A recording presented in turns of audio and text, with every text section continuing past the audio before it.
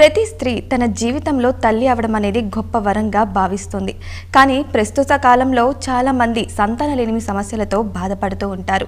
అసలు సంతానలేమి సమస్య ఎందుకు వస్తుంది? ఎటువంటి ఆహార పదార్థాలు, ఎటువంటి చికిత్స చేసుకోవడం వల్ల ఈ సమస్యను అధిగమించవచ్చు? వీటి గురించి తెలుసుకోవడానికి ప్రస్తుతం మనతో పాటు ఉన్నారు senior consultant fertility specialist doctor Vidyalatha గారు ప్రస్తుతం మనతో ఉన్నారు. వారిని అడిగి మరిన్ని విశేషాలను తెలుసుకుందాం. నమస్తే మేడం. నమస్తే అండి. ఎలా ఉన్నారు? నేను బాగున్నాను. మీరు ఎలా ఉన్నారు? చాలా బాగున్నాను మేడం. నా పేరు డాక్టర్ విద్యాలత అట్లూరి. నేను కాంటినెంటల్ ఫర్టిలిటీ సెంటర్లో కన్సల్టెంట్ ఇన్ ఫర్టిలిటీ స్పెషలిస్ట్గా పనిచేస్తున్నాను. ఇప్పుడు మనం ఎక్కువగా వింటున్నాం సంతానలేమి సమస్యలు అని. అసలు సంతానలేమి అంటే ఏంటి మేడం?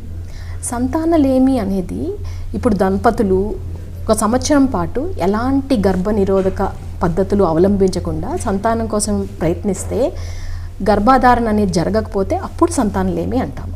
మరి సంతానలేమి సమస్య రావడానికి గల కారణాలు చెప్పగలరా? కారణాలు అనేకం ఉంటాయి. మగవారిలో 30% కాంట్రిబ్యూషన్ ఉంటుంది, ఆడవారిలో 30% కాంట్రిబ్యూషన్ ఉంటుంది, ఒక 10% ఇద్దరి వల్ల అవుతుంది, ఒక 30%లో అసలు మనకి కారణాలు తెలియవు. దాన్ని అన్ఎక్స్ప్లెయిన్డ్ ఇన్ఫర్టిలిటీ అంటారు. కారణాలు తెలియవు అంటే కారణం లేదు అని కాదు, మనం చేసే ప్రాథమిక చికిత్సల్లో కారణం కనిపించదు అనమాట. ఇప్పుడు సంతానలేమి సమస్యలకు తగిన చికిత్స ఉందంటారా? ఎన్ని రకాల చికిత్సలు ఉన్నాయి ఒకవేళ ఉంటే? ఉందమ్మా. ఫస్ట్ ఏం చేయాలి అంటే దంపతులకి సంతానలేమి అనేది ఉన్నప్పుడు డాక్టర్ని కన్సల్ట్ చేయాలి. స్పెషలిస్ట్ని కన్సల్ట్ చేసినప్పుడు డీటెయిల్డ్ హిస్టరీ అనేది తీసుకోవాలి. మనం హిస్టరీలోనే ఎక్కువ కాన్సన్ట్రేట్ చేస్తే మనకు అసలు ఈ ప్రాబ్లం ఏంటి అనేది అందులోనే సగం తెలిసిపోతుంది.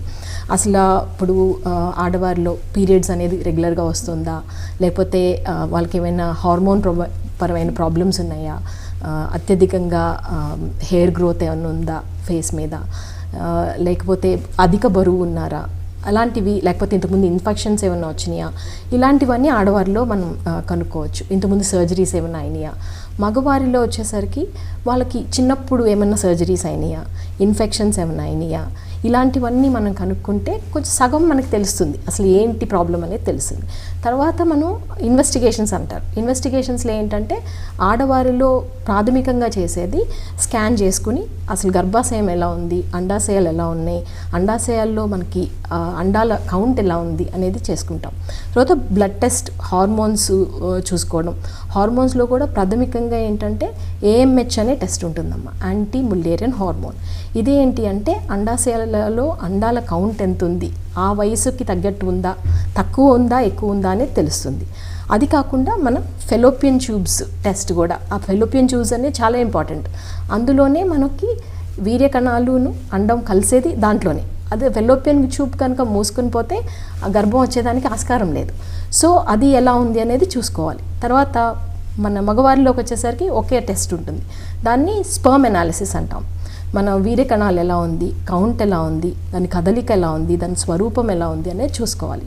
ఇప్పుడు ప్రాథమికంగా అసలు మన సంతానలేమి రావడానికి 4 కారణాలు ఉంటాయమ్మా. ఇప్పుడు మహిళల్లో ప్రతీ నెల అండం విడుదలవ్వాలి. అండం విడుదలైనప్పుడు ఆ అండం వెళ్ళి మన ఫెలోపియన్ ట్యూబ్లోకి ఎంటర్ అవుతుంది. అక్కడ 24 అవర్స్ అండం అనేది ఉంటుంది.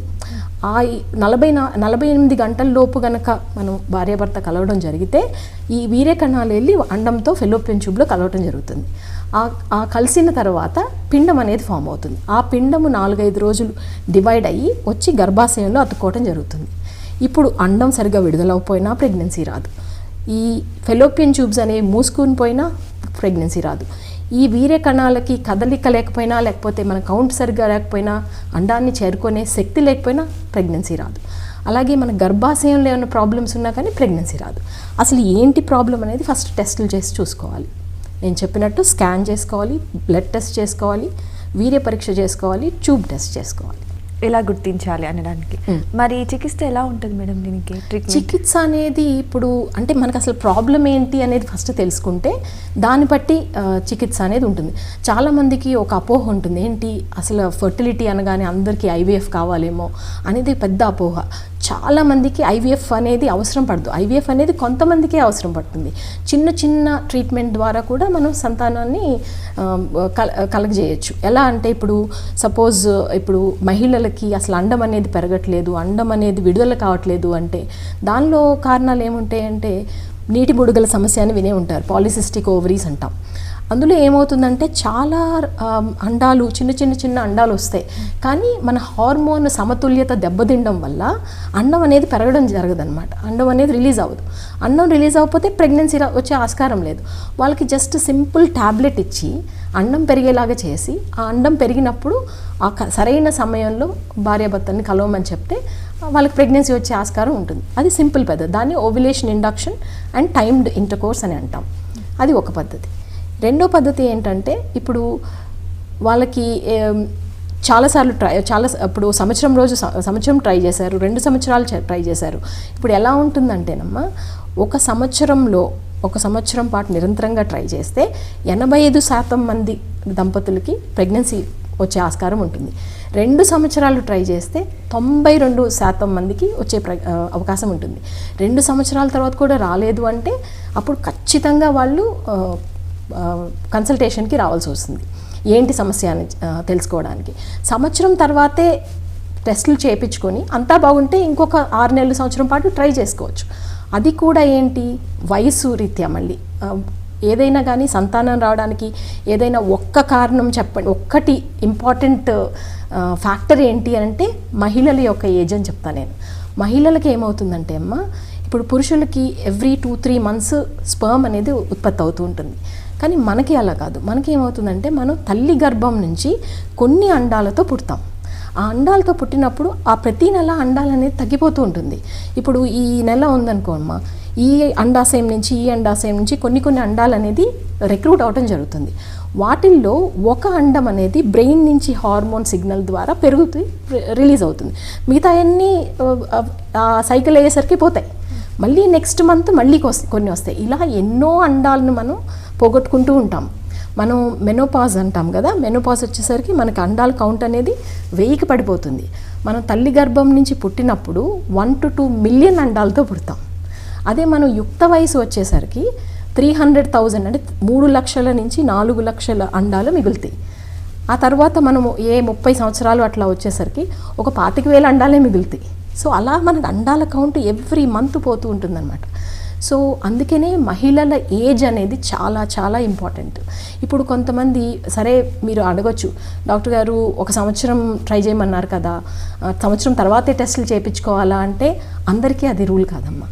ఇప్పుడు మహిళల ఏజ్ కనుక 35 కన్నా మించి ఉందనుకో, వాళ్ళు 6 నెలలు ట్రై చేసిన తర్వాత వచ్చి టెస్టులు చేయించుకోవాలి. ఎందుకంటే వాళ్ళకి అండాల కౌంట్ తక్కువ ఉండొచ్చు, ప్రాబ్లం ఏమైనా ఉండొచ్చు. ఏమవుతుందంటే వయసు పెరిగే కొద్దీ అండాల కౌంట్ తగ్గడం కాకుండా క్వాలిటీ కూడా తగ్గిపోతుంది. తర్వాత జన్యుపరమైన ప్రాబ్లమ్స్ వచ్చే అవకాశం ఉంటుంది ఇప్పుడు బిడ్డల్లో. సో కాబట్టి టెస్టులు అనేది ఎప్పుడు చేయించుకోవాలి అనే దానికి మహిళల ఏజ్ అనేది చాలా ఇంపార్టెంట్. ఇది ఎక్కువగా ఈ సంతానలేమి సమస్య అనేది ఎక్కువగా మగవారిలో వస్తుందంటారా, ఆడవారిలో వస్తుందంటారా? ఇది ఇదివరకు కాలం, ఇప్పుడు కాలం మారిందమ్మా. ఇదివరకు ఏంటంటే చాలామంది, నేను ఒక 10-20 సంవత్సరాల క్రితం కన్సల్టేషన్ రూమ్లో కూర్చున్నప్పుడు ఎక్కువ బ్లేమ్ మహిళల మీద వేసేవాళ్ళు. ఇప్పుడు అత్తగారులతో వస్తారు, ఏంటంటే మా అబ్బాయికి అవసరం లేదండి టెస్టు, ఆమెకి చేసేసేయండి సరిపోతుంది అలా అంటారు. అలా కాదమ్మా. ఇప్పుడు నేను ముందు చెప్పినట్టు 30% మహిళలు కారణమైతే 30% పురుషుల్లో ప్రాబ్లమ్స్ ఉంటాయి, 10% ఇద్దరిలో ఉంటాయి. 30%లో మనం కారణం ఏంటి అనేది పాయింట్అవుట్ చేయలేకపోతాం. ప్రపంచవ్యాప్తంగా ఈ సంతానలేమి సమస్య అనేది పెరగడం చూస్తూ ఉన్నాం ప్రజెంట్. దానికి కారణాలు ఏమై ఉండొచ్చు అంటారు? కారణాలు అనేకమమ్మా. దానిలోకి వెళ్ళే ముందు మన పూర్వీకులు, మన తాత ముత్తాతల టైంలోకి వెళ్తే గనక సంతానలేమి అనేది చాలా తక్కువగా, అరుదుగా ఉండేది. ఎందుకు అరుదుగా ఆ టైంలో ఉండేది అని మనం విశ్లేషించుకుంటే ఇప్పుడు ఎందుకు ఎక్కువ అవుతుంది అనేది మనకి ఆన్సర్ వచ్చేస్తుంది. మన పూర్వీకులు, మన తాత ముత్తాతల టైంలో పెళ్ళిళ్ళు యుక్త వయసులో చేసుకునేవాళ్ళు, సంతానం యుక్త వయసులో కనేవాళ్ళు, తొందరగా చిన్న వయసులో సంతానం కనేవాళ్ళు. వాళ్ళకి మంచి ఆహారం, శుభ్రమైన ఆహారం, కల్తీ లేని ఆహారం తినేవాళ్ళు. అలాగే వాళ్ళు కాయ కష్టం బాగా చేసేవాళ్ళు, ఊబకాయాలు తక్కువ ఉండేవి ఆ టైంలో. తర్వాత ఇంకొకటి ఏంటంటే ఈ టెక్నాలజీ, ఈ సెల్ ఫోన్ అని, ఈ ల్యాప్టాప్ అని ఇలాంటివేమీ లేవు. శుభ్రమైన గాలి పీల్చేవాళ్ళు. ఇప్పుడు మనం ఇవన్నీ, ఇప్పుడు ఎందుకు వాళ్ళకి తక్కువ ఉంది అనేది చూసుకుంటే ఇప్పుడు ఎందుకు ఎక్కువ ఉంది సంతానం లేవని మనకు ఆన్సర్ వచ్చేస్తుంది. ఇప్పుడు మనం ఆధునిక జీవన శైలిలో ఏమవుతుంది, లేటుగా పెళ్ళిళ్ళు చేసుకుంటున్నారు. పెళ్ళిళ్ళు టైంకి చేసుకున్నా కానీ ఇప్పుడే వద్దు అని పోస్ట్పోన్, ఏదైనా కారణాలు అవ్వచ్చు అమ్మ, కెరియర్ కారణం అవ్వచ్చు, ఇంకా వేరే కారణాలు అవ్వచ్చు. పిల్లలు పోస్ట్పోన్ చేస్తున్నారు. అది కాకుండా ఇప్పుడు మనకి ఆధునికంగా మనం ఫాస్ట్ ఫుడ్స్ తినడము, తర్వాత కల్తీ, ఇప్పుడు ఈ వ్యవసాయ పద్ధతుల్లో కూడా మన సేంద్రియ వ్యవసాయం అనేది చాలా వరకు తగ్గుతూ చూస్తున్నాం. ఇప్పుడు ఏంటంటే మనం తినే కాయగూరల్లో కూడా పెస్టిసైడ్స్ క్వాంటిటీ ఎక్కువ ఉంటుంది. అలాగే మన జంక్ ఫుడ్స్ తింటాము, తర్వాత స్మోకింగ్, తర్వాత ఆల్కహాల్, ఇవన్నీ కూడా మన సంతానలేమికి కారణాలు అయిపోతున్నాయి. తర్వాత ఊబకాయం అనేది ఇప్పుడు ఈ మధ్య కాలంలో ప్రపంచ ఆరోగ్య సంస్థ ఒక రిపోర్ట్ రిలీజ్ చేసింది. లాస్ట్ ఇయర్ ఏప్రిల్లో వచ్చింది అది. వాళ్ళు చాలా ఆందోళన వ్యక్తం చేశారు. ప్రపంచవ్యాప్తంగా సంతానలేమి అనేది పెరిగిపోతుంది సమస్య, ఇది చాలా కంట్రోల్ చేయాల్సిన అవసరం అందరికీ ఉందనేది వాళ్ళు ఆందోళన వ్యక్తం చేశారు. అది కూడా ఏంటంటే ఇంట్రెస్టింగ్గా సంతానలేమి అనేది భేదభావం చూపించదమ్మా. కలిమి దేశంలో ఒక రకంగా, లేమి దేశంలో ఒక రకంగా ఉండదు. వాళ్ళకు ఒక సమస్య ఉంటుంది, వీళ్ళకి ఒక సమస్య ఉంది.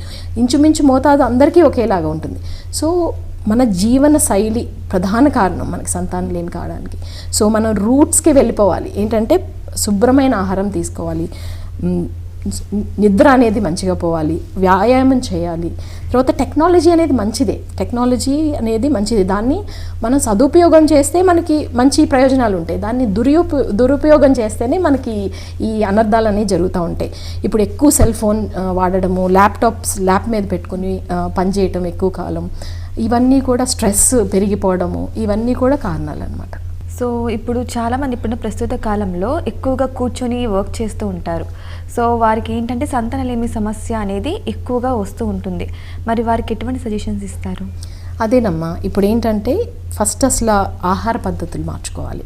ఈ జంక్ ఫుడ్స్ అనేవి ఎంతవరకు తగ్గించగలిగితే అంత మంచి. శుభ్రమైన ఆహారం, ఇంట్లో వండిన ఆహారం తీసుకోవాలి, కాయగూరలు ఎక్కువ తీసుకోవాలి. అలాగే నట్స్ అనేది మంచి ఫుడ్, అది తీసుకోవాలి. రెడ్ మీట్ అనేది కొంచెం తగ్గించాలి. చికెన్, ఫిష్ అవి తినొచ్చు, కానీ కొంచెం రెడ్ మీట్ అనేది కొంచెం తగ్గించాలి. తర్వాత మన కొవ్వు పదార్థాల్లో కూడా మంచి కొవ్వు పదార్థాలు ఉంటాయి, ఇట్లా నట్స్ అని అలాంటివి తినొచ్చు, కానీ మిగతావి కొంచెం చూసుకోవాలి ఎలా తినాలనేది.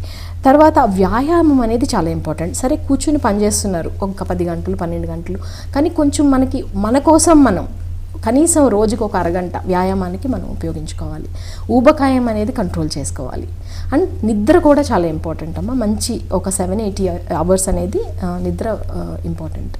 ఇప్పుడు మీరు అన్నట్టు అప్పటి కాలంలో తొందరగా పెళ్లి చేసుకోవడం వల్ల సంతానలేమి సమస్య అనేది తక్కువ ఉంది. కానీ ఇప్పటి కాలంలో ఏంటంటే లేట్గా మ్యారేజ్ చేసుకున్నా సరే మేము ఇంకా లైఫ్లో సెటిల్ అవ్వలేదంటూ వాళ్ళ సంతానం కోసం స్కిప్ చేస్తూ ఉంటారు. సో ఇలా స్కిప్ చేయడం వల్ల మళ్ళీ కావాలన్నా కూడా వాళ్ళకి సంతానం అనేది లభించదు. సో అలాంటి వాళ్ళు ఎక్కువగా ఫేస్ చేసే సమస్య ఏంటండి? ఇప్పుడు ఈ టెక్నాలజీ యొక్క బ్యూటీ ఏంటంటే అమ్మ, ఇప్పుడు మనకి టెక్నాలజీ అందుబాటులో వచ్చింది. మనకి ఇప్పుడు ఈ ఐవీఎఫ్ ట్రీట్మెంట్స్ వీటి ద్వారా మంచి టెక్నాలజీ వచ్చింది. ఇప్పుడు సరే వాళ్ళకి ఏదైనా కారణాలు అవ్వచ్చు, సంతానం గర్భాధారణ అనేది లేటుగా కావాలి అనుకునే వాళ్ళకి నేను ఇచ్చే సజెషన్ ఏంటంటే, సరే మీరు తర్వాతే గర్భం దాల్చాలి అనుకుంటే కొంచెం పర్వాలేదు, కానీ ముందు మీ ఫర్టిలిటీ ప్రిజర్వేషన్ అంటాం. ఫర్టిలిటీ ప్రిజర్వేషన్ అంటే ఏంటంటే మీరు చిన్న వయసులో ఉన్నప్పుడే అప్పుడే మీ అండాలను తీసి స్పర్మ్ తీసి కలిపి పిండం తయారు చేసి అది ఫ్రీజ్ చేసుకోండి. తర్వాత మీరు కావాలంటే అది గర్భాధారణ చేయొచ్చు. ఆ రకంగా మీకు సక్సెస్ రేట్ అనేది ఎక్కువ ఉంటుంది. ఇప్పుడు ఎక్కువగా ఏమంటారంటే చాలామంది అమ్మాయిలు లేట్గా మ్యారేజ్ చేసేసుకుంటున్నారు 35+ తర్వాత. అలాంటి టైంలో చాలామందికి అంటే పీరియడ్ అనేది స్టాప్ అయిపోతూ ఉంటుంది. సో అలాంటి వాళ్ళు కూడా ప్రెగ్నెన్సీ వచ్చే అవకాశాలు ఉన్నాయా? ఇప్పుడు లేట్ మ్యారేజెస్ చేసుకునే వాళ్ళు అంటే అమ్మ, మహిళల్లో ఇప్పుడు ఈ మధ్య అవేర్నెస్ బాగా పెరిగింది. ఇప్పుడు నా డే టు డే ప్రాక్టీస్లో కూడా చూస్తూ ఉంటాను. సాఫ్ట్వేర్ వాళ్ళు ఉంటారు, వాళ్ళకి లేదండి ఇంకా కొంచెం కెరియర్ ఇంకా సెటిల్ అవ్వలేదు, ఇంకా కొన్ని రోజుల తర్వాత కొన్ని సంవత్సరాల తర్వాత పెళ్లి చేసుకుంటాం అనే వాళ్ళు ఉంటారు. వాళ్ళు కూడా ఇప్పుడు అవేర్నెస్ పెరిగింది. వాళ్ళు ఏంటంటే వాళ్ళ అండాలని ఫ్రీజ్ చేసుకోవచ్చు. వాళ్ళు ఇప్పుడు ప్రతి నెల నేను చెప్పాను కదా, ఒక అండం అనేది ఉత్పత్తి అవుతుంది. ఇప్పుడు ఈ ట్రీట్మెంట్ ద్వారా ఏంటంటే ఒక 8 నుంచి 12 రోజుల వరకు ప్రతిరోజు హార్మోన్ ఇంజెక్షన్స్ ఇచ్చి ఎక్కువ అండాలు పెరిగేలాగా చేసి ఆ అండాలని బయటకు తీసి, ఇప్పుడు పెళ్లి కాని మహిళలు అనుకోండి ఆ అండాలని ఫ్రీజ్ చేసుకోవచ్చు. తర్వాత వాళ్ళకి పెళ్ళయి పార్ట్నర్ వచ్చినప్పుడు మేము న్యాచురల్గానే ఫస్ట్ ట్రై చేయమంటాం. న్యాచురల్గా కలగలేదనుకోండి అప్పుడు ఈ అండాలని మనం వాడుకోవచ్చు అనమాట. వీర్యకణాలతో ఫలదీకరణ చేసి పిండాలుగా తయారు చేసి అప్పుడు మనకి గర్భం రావడానికి అవకాశం ఉంటుంది. సో ఓవ్యులేషన్ ఇండక్షన్ అనేది డిస్కస్ చేసాం కదమ్మా. ఇంకా నెక్స్ట్ ట్రీట్మెంట్ ఆప్షన్ వచ్చేసి ఇంట్రాయుట్రైన్ ఇన్సెమినేషన్ అంటాం. అది ఏంటంటే ఇప్పుడు మహిళలు 1 సంవత్సరం పాటు ట్రై చేశారు, దంపతులు కలగలేదు, అయితే ఒక అండంతో ట్రై చేశారు. ఈ IUI పద్ధతులు ఏంటంటే ఒకటి కన్నా ఎక్కువ విడుదలయ్యేలా చేసి 2 అండాలు విడుదలయ్యేలా చేసి అది టాబ్లెట్లు ఇస్తాం ఒక 5 రోజులు.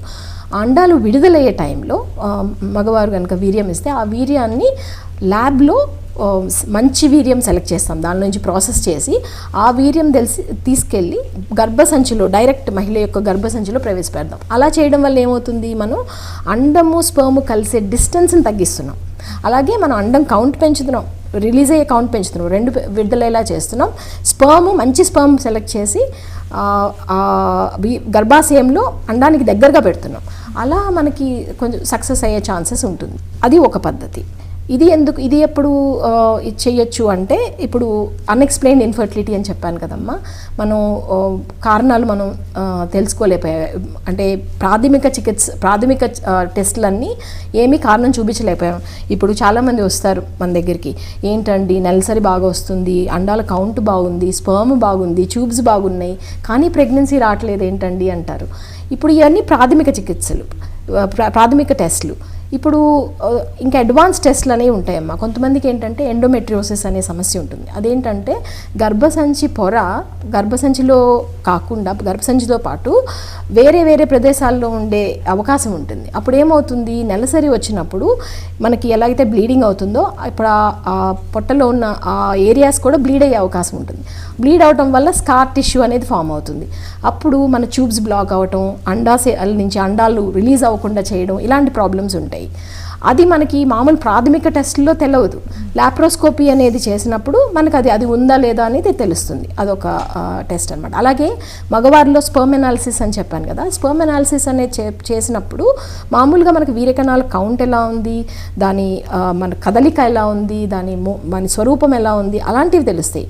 కానీ వీర్యకణాల జన్యు పదార్థంలో ఏదైనా మనకి డ్యామేజ్ జరిగిందా అనేది ప్రాథమిక అనాలిసిస్లో తెలియదు. దాన్ని స్పర్మ్ DNA ఫ్రాగ్మెంటేషన్ టెస్ట్ అంటాం అనమాట. అది చేసినప్పుడు తెలుస్తుంది. సో ఇలాంటి కారణాలు ఉండొచ్చు. ఇలా అన్ఎక్స్ప్లెయిన్డ్ ఇన్ఫర్టిలిటీ మామూలుగా ఉన్న వాళ్ళలో సరే ట్రై చేశారు, కలగలేదు, ఈ ప్రాథమిక టెస్టులన్నీ నెగిటివ్ ఉన్నాయి, అలాంటి వాళ్ళల్లో ఏంటంటే మనం IUI అయినా చేయొచ్చు, IVF అయినా చేయొచ్చు. ఒక 2-3 సైకిల్స్ నేను చెప్పిన IUI చేసుకొని అది సక్సెస్ అవ్వకపోతే నెక్స్ట్ స్టెప్ ఈజ్ IVF అనమాట. IVF అంటే ఏంటమ్మా, సాధారణ వాడుక భాషలో దాన్ని టెస్ట్ ట్యూబ్ బేబీ అని అంటాం. Test tube baby in vitro fertilisation. ఇప్పుడు సాధారణంగా మహిళల్లో ఒక అండం ఉత్పత్తి అవుతుంది కదా, ఎక్కువ అండాలు ఉత్పత్తి అయ్యేలాగా 8 నుంచి 12 రోజుల వరకు ఇంజెక్షన్స్ ఇచ్చి ఆ ఎక్కువ అండాలు ఉత్పత్తి అయ్యేలా చేసి ఈ అండాలు పెరుగుతున్నాయా లేదా అని 2-3 స్కాన్స్ చేసుకొని పెరిగిన తర్వాత మన అండాల సేకరణ అనేది జరుగుతుందన్నమాట. ఈ అండాల సేకరణ అనే ప్రక్రియ మనకి మత్తు ఇచ్చి ఒక స్కాన్ ఉంటుంది కదమ్మా, లోపల స్కాన్, యోని మార్గం ద్వారా స్కాన్, దానిలోంచి ఒక సన్నటి నీడిల్ పెట్టి యోని మార్గం ద్వారా అండాశయాల నుంచి అండాల సేకరణ జరుగుతుంది అన్నమాట. దీనికి ఏ రకమైన కట్స్ ఇవ్వటం కానీ ఏమి సర్జరీలు అనేది ఏముండదు, కింద నుంచి తీయడం అనమాట. మత్తు మందు ఇచ్చి అండాశయాల నుంచి అండాలను సేకరిస్తాం. ఆ సేకరించిన అండాలని వీర్యకణాలతో ఫలదీకరణం అనేది చేయడం జరుగుతుందమ్మా. ఈ ఫలదీకరణం అనేది 2 రకాల ప్రక్రియల ద్వారా చేయొచ్చు. ఒకటి ఏంటంటే IVF అంటే ఇన్ విట్రో ఫర్టిలైజేషన్. ఇప్పుడు ఒక్కొక్క అండం చుట్టూ వేల సంఖ్యలో వీర్యకణాలను ఉంచడం జరుగుతుంది. అందులో ఒక బెస్ట్ స్పర్మ్ వెళ్ళి ఈ అండంతో కలవడం జరుగుతుంది. మన న్యాచురల్గా బాడీలో ఎలా జరుగుతుంది, కొన్ని లక్షల సంఖ్యలో వీర్యకణాలు వెళ్ళి అందులో ఒకటి వెళ్ళి బెస్ట్ది వెళ్ళి అండంతో కలుస్తుంది కదా, అదే ప్రక్రియ ల్యాబొరేటరీలో చేస్తాం. అది IVF అంటాం అనమాట. ఇంకొకటి ఏంటంటే ICSI అంటాం. ICSI అంటే ఇంట్రాసైటోప్లాస్మిక్ స్పర్మ్ ఇంజెక్షన్. దానిలో ఏంటంటే ఒక్కొక్క వీర్యకణాన్ని ఒక్కొక్క అండంలోకి ఒక ప్రత్యేక పరికరం ద్వారా ప్రవేశపెట్టడం జరుగుతుంది. దాన్ని ICSI అంటాం అన్నమాట. ఇది ఎప్పుడు చేస్తాము అంటే మగవారిలో మన స్పర్మ్ కౌంట్ చాలా తక్కువ ఉన్నప్పుడు కానీ, లేకపోతే మన కదలిక తక్కువ ఉన్నప్పుడు కానీ, స్వరూప మోతాదు తక్కువ ఉన్నప్పుడు కానీ ఇది అవలంబిస్తాం అనమాట. ఇది ఇలా 2 ప్రక్రియలు. ఇది చేసిన తర్వాత పక్క రోజు అసలు ఫలదీకరణం జరిగి పిండం అనేది ఫామ్ అయిందా లేదా అని చూసుకుంటాం. ఇలా ఫామ్ అయిన పిండాలని ఒక 5 రోజుల పాటు ప్రయోగశాలలో పెంచడం జరుగుతుంది. ఈ పెంచిన పిండాలలో అత్యుత్తమైన పరిమాణం కలిగిన 1 లేదా 2 పిండాలను తీసుకుని మహిళ యొక్క గర్భసంచిలో ప్రవేశపెట్టడం జరుగుతుంది. దీన్ని ఎంబ్రియో ట్రాన్స్ఫర్ అంటారు. ఈ ఎంబ్రియో ట్రాన్స్ఫర్ చేసిన తర్వాత 2 వారాల తర్వాత ప్రెగ్నెన్సీ టెస్ట్ అనేది చేయడం జరుగుతుంది. అప్పుడు మనకి అసలు ఈ చికిత్స అనేది సఫలీకృతం అయిందా లేదా అని తెలుస్తుంది. ఇలా 3 రకాల ట్రీట్మెంట్ ఆప్షన్స్ ఉంటాయమ్మా. ఒకటి ఓవ్యులేషన్ ఇండక్షన్, అది అండం విడుదల అవ్వని వాళ్ళకి చేసేది.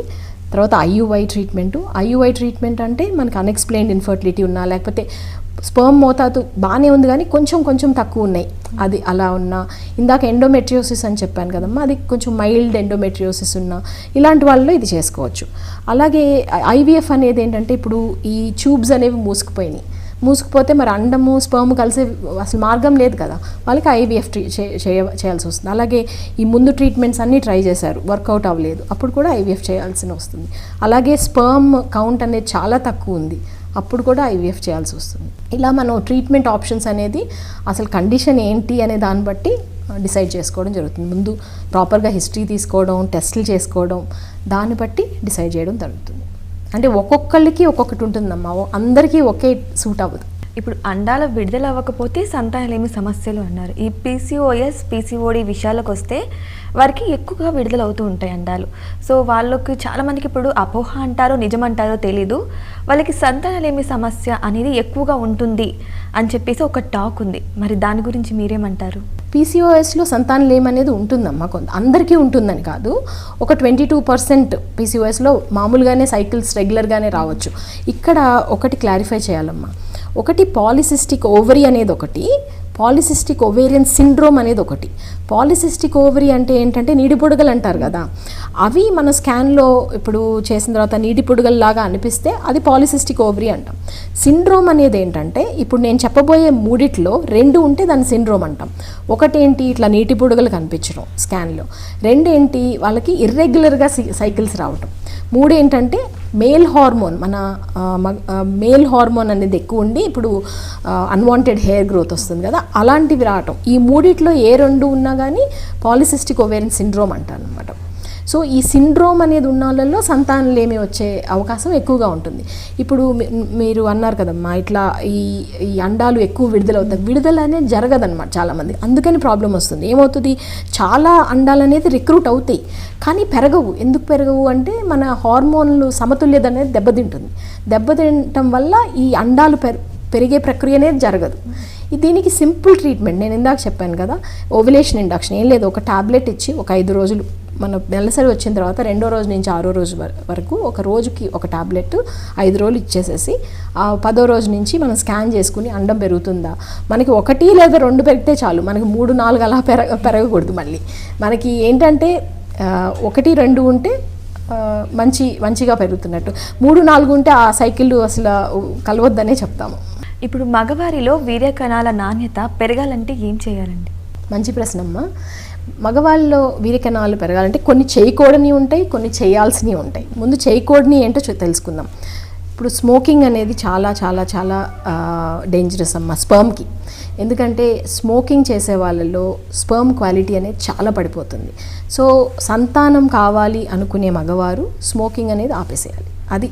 దానికి ఇంకా నెగోషియేషన్స్ అంటూ ఏముండవు, స్మోకింగ్ ఆపేసేయాలి.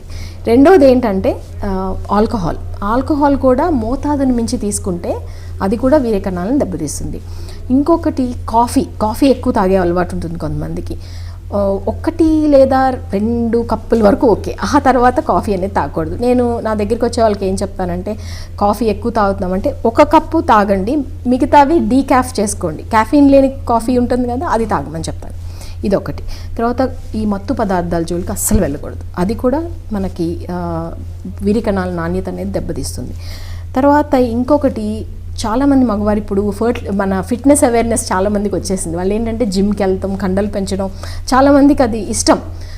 ఆ కండలు పెంచే ప్రక్రియలో ఏం చేస్తున్నారంటే అనబాలిక్ స్టెరాయిడ్స్ అని ఉంటాయి, అదేంటంటే టెస్టోస్టెరాన్ సంబంధించినవి అనమాట, అవి వాడుతున్నారు. అవి వాడితే ఏమవుతుందంటే కండలు బ్రహ్మాండంగా పెరుగుతాయి కానీ టెస్టికల్స్ అనేది చాలా దెబ్బతింటాయి అనమాట. మన స్పర్మ్ ప్రొడక్షన్ కానీ స్పర్మ్ క్వాలిటీ కానీ క్వాంటిటీ కానీ దెబ్బతింటుంది. అలాంటివి కనుక మీరు వాడుతుంటే సంతానం కావాలనుకుంటే దయచేసి అవి ఆపేసేసేయండి, అదొకటి ఇంపార్టెంట్. తర్వాత ఊబకాయం కనుక ఉంటే అది కరెక్ట్ బాడీ వెయిట్లోకి రావాలి. ఎలా రావాలి అంటే మనం ఫుడ్ మన ఆహార పద్ధతులు మార్చుకోవాలి, హెల్దీగా తినడం చేయాలి, తర్వాత వ్యాయామం చేయాలి. ఇవి చాలా ఇంపార్టెంట్. చేయాల్సినవి ఏంటి అంటే హెల్దీగా తినాలి, వ్యాయామం చేయాలి. చేయకూడని ఏంటి అంటే స్మోకింగ్ ఆపేయాలి, డ్రింకింగ్ తగ్గించాలి, మత్తు పదార్థాల జోలికి వెళ్ళకూడదు, ఎనబాలిక్ స్టెరాయిడ్స్ ఆపేయాలి. ఇప్పుడు సాఫ్ట్వేర్ రంగంలో పనిచేసే వాళ్ళు ఎక్కువ ఉన్నారు కదమ్మా, వాళ్ళలో ఏమవుతుందంటే గంటల తరబడి మనం కంప్యూటర్ మీద కూర్చొని పనిచేయాల్సి వస్తుంది, కంప్యూటర్ ముందు. ఇప్పుడు నేను ఎప్పుడు నా దగ్గరికి వచ్చిన వాళ్ళకి 4 గోల్డెన్ రూల్స్ అని చెప్తాను మన స్పర్మ్ హెల్త్ గురించి. ఒకటి ఏంటంటే హెల్దీగా తినడం ఒకటి చాలా ఇంపార్టెంట్. అలాగే అవాయిడెన్స్ ఆఫ్ ఇంటాక్సికెంట్స్, నేను ముందు చెప్పాను కదా ఏమేమి అవాయిడ్ చేయాలో, అది ఇంపార్టెంట్. థర్డ్, సప్లిమెంట్స్ అనేవి ఉంటాయమ్మా, యాంటీ ఆక్సిడెంట్ సప్లిమెంట్స్ ఉంటాయి, అది వాడడం, మీ డాక్టర్ని సంప్రదించి తీసుకోవడం. 4వది ఏంటంటే అమ్మ, మన టెస్టికల్స్ అనేది బీజాలు అంటారు కదా, బీజాలు అనేది ఏంటంటే మన బాడీ టెంపరేచర్ కన్నా అందులో టెంపరేచర్ 1 డిగ్రీ తక్కువ ఉండాలి. ఈ బీజాల టెంపరేచర్ పెంచే ఏ పరిణామమైనా కానీ స్పర్మ్ని ఎఫెక్ట్ చేస్తుంది. ఎలా అంటే ఇప్పుడు ల్యాప్టాప్ ఎక్కువ పెట్టుకుని పనిచేస్తారు, అది కూడా ఎఫెక్ట్ అవుతుంది. అలాగే ఎక్కువసేపు కూర్చున్నప్పుడు కూడా అది ప్రాబ్లం అవుతుంది. ఎక్కువసేపు కూర్చొని పని చేయాలంటే ఎవ్రీ 2 అవర్స్కి కొంచెం గ్యాప్ తీసుకుని కొంచెం నడవడం అలాంటివి చేయాలని చెప్తాను.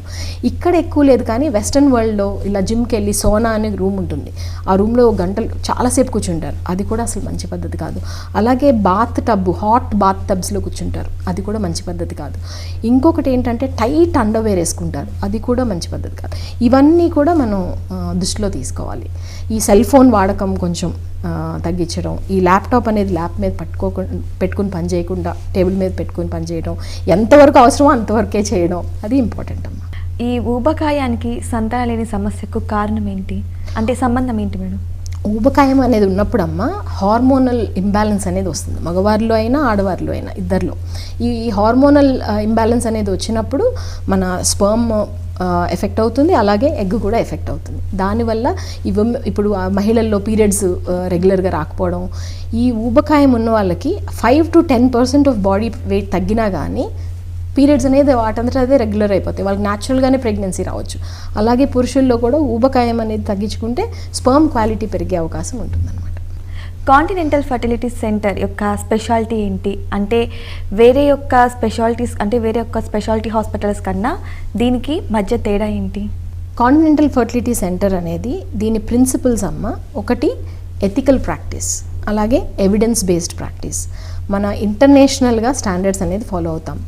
కాంటినెంటల్ హాస్పిటల్ చైర్మన్ గురు ఎన్ రెడ్డి గారు చాలా ప్యాషన్తో ఎక్కడా కాంప్రమైజ్ అవ్వకుండా అత్యాధునికమైన పరికరాలు సమకూర్చి ఏర్పరిచారు ఈ సెంటర్ అనేది. మన ల్యాబ్ స్టాండర్డ్స్ చూసుకున్నా, మన స్కాన్ మెషిన్స్ చూసుకున్నా, మన సెంటర్ మన లేఅవుట్ చూసుకున్నా చాలా బాగుంటుంది. అలాగే టీం కూడా అలా అమరింది మనకి, ఏంటంటే అందరికీ ప్యాషన్ చాలా ఎక్కువ ఉంది. అలాగే ఈ ఫర్టిలిటీ జర్నీ అనేది ఇట్స్ నాట్ జస్ట్ అంటే ఒక సాధారణ ట్రీట్మెంట్ లాగా కాదమ్మా, దీనికి చాలా కౌన్సిలింగ్ అనేది చాలా ఇంపార్టెంట్. ఎంతో ఇప్పుడు మన ఫిజికల్గా కాకుండా మానసిక ఆవేదన అనేది చాలా ఉంటుంది. వాళ్ళతో కూర్చొని టైం స్పెండ్ చేసి ముందు అసలు ఆ సెంటర్లోకి అడుగు పెట్టగానే పాజిటివిటీ అనేది రావాలి. ఇక్కడికి వచ్చిన తర్వాత ఓకే మన సమస్యకి పరిష్కారం జరుగుతుంది అనేది అది ఉండాలన్నమాట. అలా ఉండేలాగా మనం ఆ ఎన్విరాన్మెంట్ అనేది క్రియేట్ చేసాం ఈ సెంటర్లో. అలాగే మన దగ్గర అన్ని రకాల ట్రీట్మెంట్స్ అవైలబుల్గా ఉన్నాయి. ఇప్పుడు ఓవ్యులేషన్ ఇండక్షను, తర్వాత IUI, తర్వాత IVF, తర్వాత జెనెటిక్ టెస్టింగ్ ఎంబ్రియోస్కి, తర్వాత మేల్ ఫర్టిలిటీకి సంబంధించిన ఇప్పుడు పురుషుల్లో కొంతమందికి స్పర్మ్ కౌంట్ అనేది 0గా ఉంటుంది. అలాంటి వాళ్ళల్లో మన బీజాల నుంచి వెళ్ళి స్పర్మ్ తీసే పద్ధతి ఉంటుంది, దాన్ని సర్జికల్ స్పర్మ్ ఎక్స్ట్రాక్షన్ అంటారు, అది కూడా మన దగ్గర అవైలబుల్ ఉంది. ఇలా మన అన్ని రకాల ట్రీట్మెంట్స్ మనకి అవైలబిలిటీ ఉన్నాయి. మనం చేసే ట్రీట్మెంట్స్కి ఎథిక్స్లో ఎక్కడ కాంప్రమైజ్ ఉండదు. అలాగే ఎవిడెన్స్, ఇప్పుడు ఒక ప్రక్రియ మనం అవలంబిస్తున్నామంటే దానికి ఎవిడెన్స్ ఏంటి, దానికి ఏం స్టడీస్లో ఇది ప్రూవ్ అయిందా లేదా, అది కూడా మేము చూస్తాము.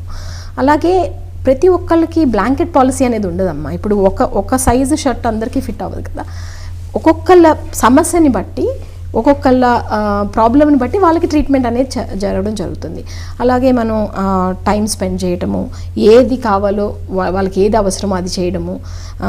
ఇప్పుడు వాళ్ళకి మానసికమైన ఆవేదన ఉంటే అది తీరేందుకు కౌన్సిలింగ్ అనేది ఏర్పాటు చేయడం. ఇట్లా ఊబకాయం ఉన్న వాళ్ళకి న్యూట్రిషనిస్ట్ అపాయింట్మెంట్ తీసుకోవడం. ఇంకొకటి నాకు ఇక్కడ నచ్చింది ఏంటంటే అమ్మ, ఇప్పుడు నేను ఇంతకుముందు స్టాండ్ ఎలోన్ సెంటర్స్లో పనిచేశాను. ఫర్టిలిటీ సెంటర్ ఎలోన్గా ఉంటుంది. అది ఇప్పుడు ఇక్కడ ఏంటంటే ఇది స్పెషాలిటీ హాస్పిటల్లో ఉంటుంది. నాకు ఇక్కడ నచ్చింది ఏంటి అంటే, ఇప్పుడు సపోజ్ ఒక పేషెంట్ మనకి వచ్చారు, థైరాయిడ్ ప్రాబ్లం ఉంది. ఆ థైరాయిడ్ ప్రాబ్లం అంటే ఒక్కొక్కసారి ఎండోక్రైనాలజిస్ట్కి పంపించాల్సి వస్తుంది. ఎక్కడో వేరే హాస్పిటల్లో పంపించి మనకు ఫాలో అప్. ఇక్కడ అనుకోండి, ఇప్పుడు నేను ఎండోక్రైనాలజిస్ట్కి పంపిస్తే నేను డైరెక్ట్గా ఫోన్ చేసి అడగొచ్చు, ఏంటండి అది ఏమైంది అనేది నేను ఫాలో అప్ చేయడానికి ఈజీగా ఉంటుంది. అలాగే ఏదన్నా కిడ్నీ సమస్య ఉండొచ్చు ఎవరికైనా, వాళ్ళకి ఐవీఎఫ్ ట్రీట్మెంట్ చేయాలంటే మనకి కిడ్నీ స్పెషలిస్ట్ ఇక్కడే ఉన్నారు, రక్త కణాలు హిమటాలజిస్ట్ అంటారు, వాళ్ళు ఇక్కడే ఉన్నారు. ప్రతి వాళ్ళు మనకి అవైలబిలిటీలో ఉన్నారు. మనకి ఏ సమస్య వచ్చినా మనకి పరిష్కారం అనేది వెంటనే దొరుకుతుంది. అది మనకి డిఫరెన్స్ అన్నమాట వేరే సెంటర్స్కి ఇక్కడికి. నిజంగా మేడం, సంతానలేమి సమస్యలతో బాధపడుతున్న ప్రతి ఒక్కరికి మీ మాటలనేవి చాలా ధైర్యాన్ని ఇచ్చాయి. చక్కటి సమాచారాన్ని ఇచ్చినందుకు thank you so much madam. Thank you. ఆరోగ్యకరమైన జీవనశైలిని అలవాటు చేసుకోవడం వల్ల సంతానలేని సమస్యలను అధిగమించవచ్చు అంటున్నారు డాక్టర్ విద్యాలత గారు. ఇది ఇవాల్టి నింగి నీలా నాదే ప్రత్యేక కార్యక్రమం. మరో ఎపిసోడ్లో మళ్ళీ కలుద్దాం. అంతవరకు సెలవు.